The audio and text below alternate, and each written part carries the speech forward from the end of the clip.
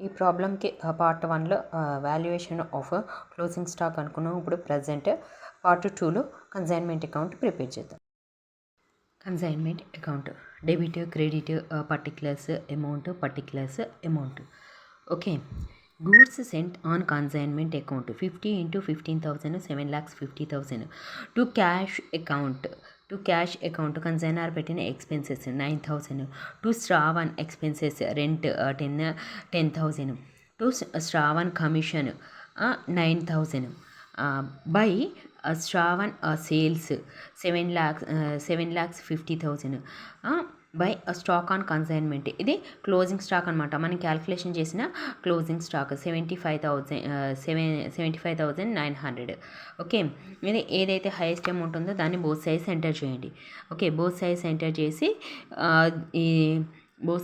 చేసి ఈ అమౌంట్స్ మొత్తం లెస్ చేస్తే మనకి ఎంత వచ్చింది? 47,900 ఇస్ ద కన్సైన్మెంట్ మీద మనకు వచ్చిన ప్రాఫిట్. ఫస్ట్ టైం చూస్తున్నట్లయితే ప్లీజ్ లైక్ అండ్ సబ్స్క్రైబ్ చేయండి.